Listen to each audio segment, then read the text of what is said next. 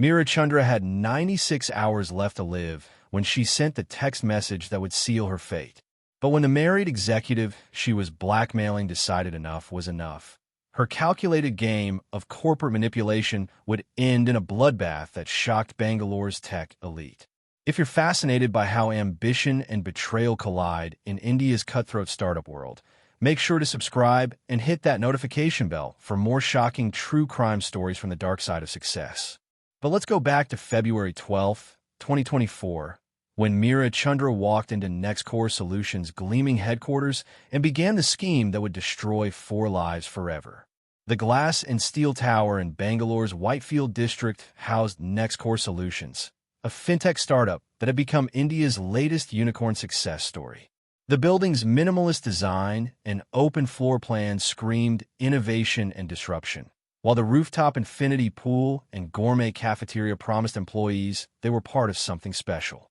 Meera Chandra stepped through the revolving doors wearing designer jeans and a fitted blazer that struck the perfect balance between casual and sophisticated. At 26, she had the kind of polished confidence that came from knowing exactly how powerful beauty could be in a male-dominated industry. Her credentials were impeccable on paper. Computer science degree from Delhi Technical University, 2 years at a respected consulting firm, glowing recommendations, and a portfolio showcasing her data analytic skills. What her application didn't reveal was the trail of broken professional relationships she had left behind, or the fact that she had researched NextCore's leadership structure with the precision of a military strategist. Meera had spent weeks studying Chief Technology Officer Aditya Malhotra. She knew he was 41, married to his college sweetheart Anjali for 18 years, father of twin daughters, and by all accounts a devoted family man. She also knew that his wife had gained weight after the pregnancies, that she rarely attended company events, and that Aditya's recent Instagram post showed a man desperately trying to recapture his youth with expensive watches and gym selfies. This was a man vulnerable to the right kind of attention. Aditya was waiting in the conference room when Meera arrived for her first-day orientation.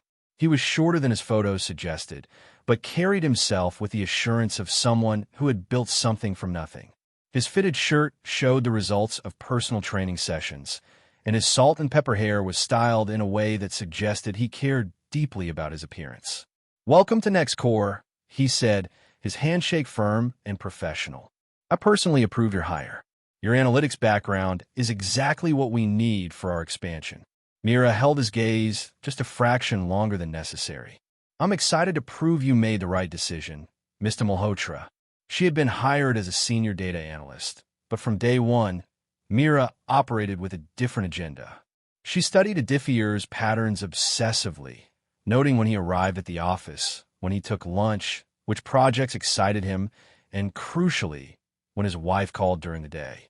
Within 2 weeks, Meera had positioned herself as indispensable.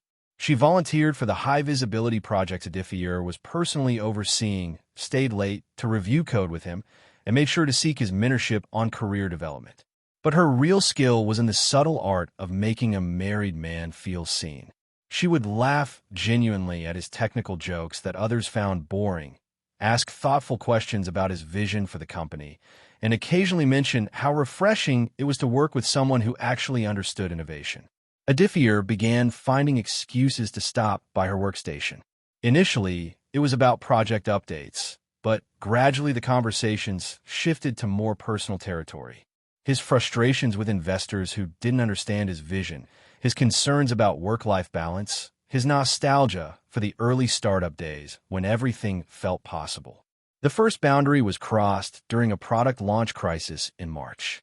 A critical security flaw had been discovered hours before a major client presentation, and Aditya needed someone to help him rebuild the authentication system overnight. Meera volunteered immediately. They worked until 3 a.m. in his private office, fueled by coffee and the adrenaline of solving a complex technical problem together. When they finally fixed the issue, exhausted and triumphant, Aditya had looked at her with something more than professional appreciation. "You're incredible, Meera. I don't know what I would have done without you tonight." She had smiled, carefully brushing her hand against his as she reached for her laptop. "I'm just glad I could help." It's nice to feel like my work actually matters to someone. The statement was calculated to reinforce everything Aditya felt he was missing at home, where Anjali's concerns revolve around school fees and grocery shopping rather than technological breakthroughs. Over the following weeks, the late-night work sessions became routine. Mira made sure she was always available when Aditya needed support, creating a dependence that went far beyond professional collaboration. She also began subtly transforming her appearance at the office, wearing clothes that were professional but increasingly form-fitting, letting her hair down instead of keeping it tied back, and choosing a signature perfume that lingered after she left the room. The shift from professional to personal happened gradually, then suddenly. Aditya started texting her on weekends about non-work matters, sharing articles he thought she'd find interesting, asking her opinion on personal decisions. When Anjali questioned why he was always on his phone, he explained it was critical business matters, which wasn't entirely untrue. Mira was becoming critical to him, just not in the way he was admitting to his wife. The physical affair began in April during a business trip to Mumbai. Nextcore was pitching to potential investors, and Aditya had brought Mira along to present the data analytics component. They were staying at the Taj Mahal Palace, and after a successful pitch, Aditya suggested they celebrate with drinks at the hotel bar. 3 cocktails later, they were in his suite, and the boundaries that had been eroding for months finally collapsed completely. Mira played her role perfectly, mixing passion with vulnerability, making Aditya feel like he was experiencing something profound rather than simply cheating on his wife. "I've never felt this way about anyone," he whispered afterward, and she knew she had him completely. What Aditya didn't know was that Mira had planned this moment meticulously. She had researched which hotels had rooms without connected security cameras in the hallways, had made sure to be seen by multiple witnesses in the bar to establish their story, and most importantly, had set her phone to record audio before they entered his suite. The recording would become her insurance policy. Back in Bangalore, the affair intensified rapidly. Aditya became sloppy with his deceptions, inventing late meetings and emergency work sessions that fooled no one except possibly himself. He started spending company money on expensive gifts for Mira, jewelry, designer handbags, and once a weekend trip to Goa disguised as a tech conference. The promotion to Director of Analytics came in May, along with a salary that put Mira in the top 5% of company earners despite her relatively brief tenure. Other employees began to notice, but no one dared speak openly.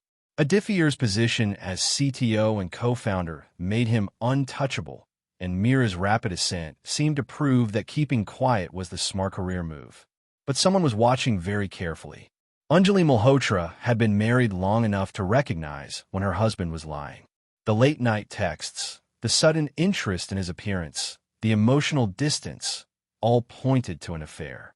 But Anjali was not the type of woman to confront her husband based on suspicion alone. She was a chartered accountant by training, someone who dealt in facts and evidence. If Aditya was having an affair, she would know exactly who, when, and how before she made her move. She hired a private investigator named Ravi Kumar, a former police detective who specialized in corporate and marital investigations.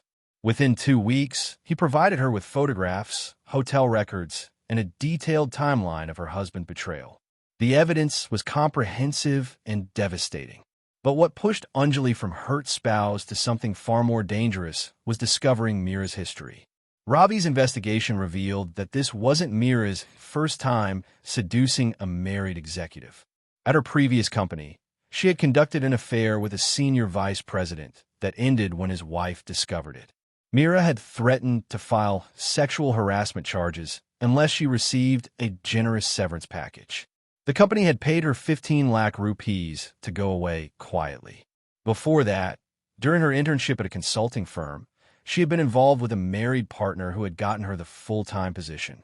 That relationship had ended when the man's wife learned about it and threatened to expose him to the firm's ethics committee. Again, Mira had leveraged the situation into a substantial payout and glowing recommendations. The pattern was clear. Mira Chandra was not a woman who fell in love with the wrong man. She was a predator who systematically targeted married executives, used affairs to advance her career, and then extracted financial settlements when the relationships inevitably collapsed. Anjali realized with growing horror that her husband wasn't special to Meera. He was simply her latest mark. But what made everything worse was the discovery of what Meera was currently planning. Ravi had managed to intercept text messages between Meera and her friend Priya, messages that revealed Meera's endgame. She was systematically documenting everything. Every gift Aditya gave her, every inappropriate text, every instance where he had used his position to favor her professionally. She was building a case for sexual harassment and workplace discrimination, planning to threaten Aditya and Nextcore with a lawsuit unless they gave her a massive settlement and ownership equity in the company. He's so desperate to feel young and important. Meera had texted her friend, "I've got recordings, emails, everything. When I'm done, he'll either make me a partner or I'll own half of what he's built. His wife will probably leave him anyway once this goes public." Reading those words, Anjali felt something cold and final settle in her chest. This woman wasn't just destroying her marriage. She was planning to destroy her husband's company, their family's financial security, and possibly Aditya's entire career. The twins were starting college next year. Their lives were built on Nextcore's success. One calculating woman was about to take everything they had worked for. Anjali Malhotra was not going to let that happen. She was not going to file for divorce or create a public scandal. She was not going to let Meera Chandra walk away with millions of rupees and a self-satisfied smirk. She was going to make sure that Meera paid for her calculated manipulation in a way that would ensure she never hurt another family again. The game was about to become deadly, and Meera Chandra had no idea that the woman she had dismissed as a boring housewife was about to become her executioner. Meera Chandra's seduction had worked perfectly, but she had no idea someone was documenting her every move. When ambition turned into blackmail, the deadly trap she was building would spring shut on her instead. Don't forget to subscribe, because this chapter reveals how Meera's calculated manipulation escalated into a scheme that would cost her everything. But let's go back to May 2024, when the affair became something far more dangerous than simple betrayal. The affair had transformed Meera's life completely. Her salary had tripled. Her office now had floor-to-ceiling windows overlooking Bangalore skyline, and Aditya treated her like she was essential to his existence. But Meera wasn't satisfied with being just another mistress. She wanted ownership, real power, and the financial security that came with it. She began her blackmail campaign subtly. During their intimate moments, she would steer conversations toward Nextcore's valuation, stock options, and partnership structures. "Don't you think it's unfair that you've built this entire analytics division through my work, but I have no equity?" she would say, trailing her fingers across his chest. Other companies offer senior directors ownership stakes. Aditya, drowsy with post-coital contentment, would promise to look into it. But when weeks passed without action, Meera's approach shifted from subtle to threatening. "I've been documenting everything," she told him one evening in his office. "Every gift you've given me using company funds. Every project where you've shown me preferential treatment. Every time you've used your position to favor me professionally." Aditya's face went pale. "Why would you document that?" "Insurance," Meera replied calmly. "I need to protect myself. If something happened and you decided to throw me away, I'd have nothing. But with proper documentation, I can ensure my contributions are recognized." The implied threat was clear. Aditya tried to laugh it off, but fear had already taken root. He started checking his communications more carefully, wondering what exactly Meera had recorded and saved. The relationship that had felt like passion now felt like a trap closing around him.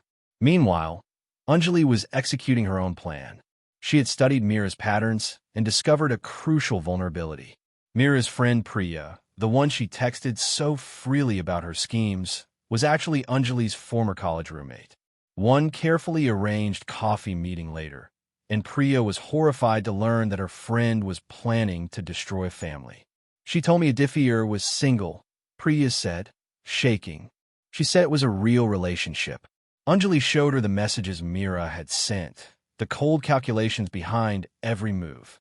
Priya agreed to help, continuing to play the supportive friend while secretly feeding information to Anjali. Through Priya, Anjali learned that Meera was planning to make her move in June, threatening Adifir with a harassment lawsuit unless NextCore gave her 10% equity and a 50 lakh rupee settlement. The deadline was approaching, and Meera was preparing her evidence package. But Anjali had prepared something far more permanent. The trap was set, and Meera Chandra was walking straight into it. Adifir Malhotra was crumbling under the weight of his own deception.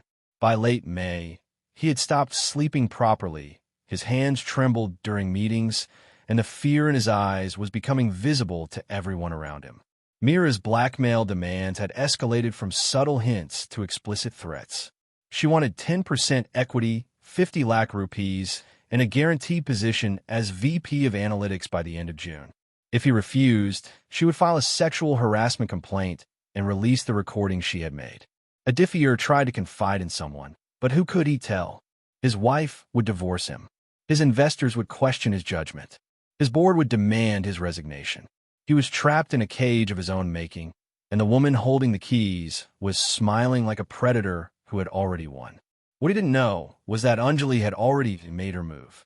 She had hired a private security specialist named Vikram, someone who operated in the gray areas of the law and specialized in making problems disappear quietly. Vikram had studied Meera's routines, her apartment building, the routes she took to work. He had documented everything with the precision of a military operation. Anjali had also positioned Priya perfectly. Through her, Meera believed that Adifir was starting to crack, that he might actually give her what she wanted. This false confidence made Meera careless. She began carrying all her evidence on a single encrypted hard drive, confident that she had won. On May 28th, Anjali received a call from Vikram. "The opportunity will present itself tomorrow evening," he said calmly. "Meera will be alone in her apartment between 8 and 9 p.m. Her building's CCTV has a 15-minute gap during its maintenance cycle." Anjali felt her heart racing. This was the moment she had been planning for. This was when everything would change. She thought of her daughters, of the life Adifir had almost destroyed, of the company he had built that Meera was trying to steal. "Do it," she said quietly, and disconnected the call. What happened in Meera's apartment that night would shock Bangalore's tech community and expose a conspiracy that reached far deeper than anyone imagined. Meera Chandra's body was discovered on May 29th at 7:30 a.m. when her domestic help arrived for work. She lay on her bedroom floor, her silk nightgown torn, her face frozen in an expression of terror and confusion. The initial investigation suggested a burglary gone wrong, a common occurrence in Bangalore's upscale residential areas. But Detective Inspector Deepak Sharma knew something didn't add up. The apartment showed no signs of forced entry.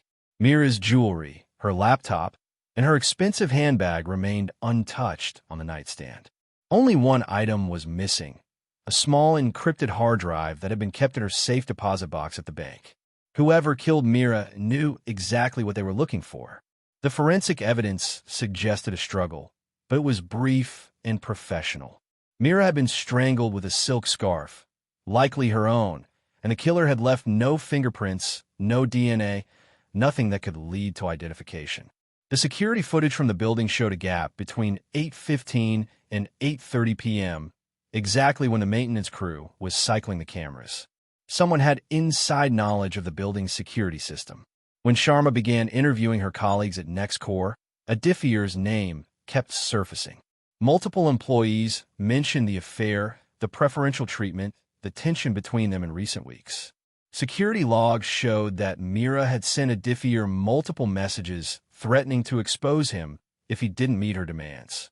When confronted, Adifir confessed to the affair immediately, but he maintained his innocence in her death. "I loved her," he said, tears streaming down his face. "Yes, she was blackmailing me, but I would never hurt her. I was going to give her what she wanted. I was going to make it work somehow." But the evidence against him was mounting. His phone records showed he had been near Meera's apartment that evening. He had motive, opportunity, and his affair gave him clear reason to want her silenced. When Sharma brought him in for questioning, Adifir's lawyer advised him to remain silent. But Adifir knew better. He knew that he was being set up, that someone was framing him for a murder he hadn't committed. Meanwhile, Anjali watched from the gallery as her husband was arrested. She felt nothing. Not satisfaction, not guilt, just a cold emptiness where her emotions used to be. Priya caught her eye briefly, and something unspoken passed between them. The plan had worked perfectly. The case against the Diffier seemed airtight until Sharma received an anonymous tip. A video file, uploaded to a secure server, showed Vikram entering Mira's apartment through the service entrance. The footage was clear, professional, and damning. But more importantly, the metadata on the video revealed something crucial. It had been recorded and uploaded by someone with access to NextScore's security infrastructure. Sharma's investigation took a dramatic turn when he discovered that Priya worked in NextScore's IT department. When confronted, Priya broke immediately, confessing everything. She described how Anjali had approached her, how she had helped document Mira's schemes, and ultimately, how she had been promised money to manipulate the evidence. Vikram, the security specialist, was arrested at the airport trying to flee to Bangkok. But the real shock came when Sharma confronted Anjali. She didn't deny anything. She sat across from him in the interrogation room, her hands folded calmly in her lap, and explained her logic with the precision of an accountant. She was going to destroy my family, Anjali said simply. She was going to take everything my husband built and leave us with nothing. I did what was necessary to protect my children. You murdered her, Sharma said. I protected my family, Anjali corrected coldly. Mira was a predator who chose the wrong victim. I simply made sure she couldn't hurt anyone else. The trial that followed shocked all of India. Anjali Malhotra was sentenced to life imprisonment for orchestrating Mira's murder. Vikram received 25 years for execution. Priya got 15 years for conspiracy and obstruction of justice. And Aditya, who had been arrested for a crime he didn't commit, was finally released but faced professional ruin. NextScore's board forced him to resign, and his reputation in the startup world was destroyed. The case became a symbol of how far someone would go for revenge, and how the line between justice and murder could blur in the pursuit of protecting what matters most. When Bangalore police announced the arrest of Anjali Malhotra for orchestrating her rival's murder, the tech world erupted in shock. This wasn't a crime of passion or a moment of rage. This was calculated, methodical, and executed with the precision of a military operation. Anjali had become the most dangerous woman in corporate India, and her story would reshape how the country thought about revenge, justice, and the limits of protecting one's family. The trial lasted 6 months and captivated the nation. The prosecution painted Anjali as a cold-blooded murderer who had weaponized her husband's infidelity into an execution. The defense argued that she was a desperate mother trying to protect her children from a predator who had already destroyed multiple families. But the evidence was overwhelming. The encrypted communications between Anjali and Vikram, the manipulation of Priya, the deliberate framing of Aditya, it all pointed to premeditation and calculated cruelty. Judge Ramesh Kumar's sentencing was scathing. This court has seen many crimes born from passion and desperation, he said. But this case reveals something far more disturbing. A mind capable of orchestrating murder with the detachment of a chess player. The defendant did not act to stop a predator. She acted to punish a woman who dared to threaten her comfortable life. That is not justice. That is vengeance dressed in the clothing of protection. Anjali received life imprisonment without parole. Vikram, the security specialist, was convicted of murder and sentenced to 25 years. Priya accepted a plea deal and received 15 years for conspiracy and obstruction of justice. She would spend her best years in prison, paying the price for betraying her own friend. Aditya Malhotra walked free, but freedom felt like another prison. His marriage to Anjali was over. His company had forced him to resign, and his reputation in the startup world was permanently destroyed. He filed for divorce and fought a brutal custody battle for his twin daughters. The scandal had made him toxic in Indian business circles, and he eventually moved to Singapore to start over. NextCore Solutions never recovered from the scandal. Within a year, the company's valuation had dropped by 60%, Major clients had terminated contracts, and the board brought in new leadership. The office where three lives had intersected and collided was eventually shuttered. The desk where Mira had plotted her blackmail scheme, where Diffier had made his terrible choices, and where Anjali had orchestrated her revenge was dismantled and sold at auction to a startup that knew nothing of its history. Mira Chandra's death sparked national conversations about workplace harassment, the ethics of using sexuality as a career tool, and the psychology of corporate ambition. Some called her a predator who had finally met her match. Others saw her as a victim of a system that had forced her to weaponize her beauty just to survive in a male-dominated industry. The truth, as always, was more complicated than either narrative. In Yerwada jail in Pune, Anjali Malhotra maintains her composure and continues to appeal her conviction. She has written letters to her daughters, explaining her actions, justifying her choices, asking for forgiveness she knows she doesn't deserve. Her twin daughters, now college students, have not responded to a single letter. They have changed their names, moved away from Bangalore, and tried to build lives untethered from their mother's crimes. Vikram, the security specialist, died in prison 3 years after his conviction. Official reports claim it was a heart attack, but prison records suggest it was something more violent. His family has never commented publicly. Priya was released after serving 12 years with good behavior. She left India immediately, moving to Australia, where she works as a database administrator under an assumed name. She has built a quiet life, far from the spotlight and the memories of her betrayals. She rarely speaks about what happened, but those who have worked with her report that she is haunted by something indefinable, a ghost that follows her through her days. The next core scandal became a cautionary tale taught in business schools across India. Case studies were written about it. Documentary filmmakers tried to tell the story. But no amount of analysis could fully explain how 3 intelligent, educated people had made choices that destroyed their lives so completely. The lesson was simple but devastating. In the corporate world, ambition without ethics is predatory.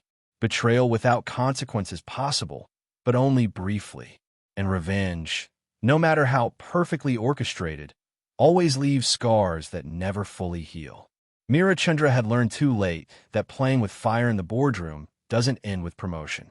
It ends in blood, in prison cells, and in the hollow echo of choices that can never be unmade.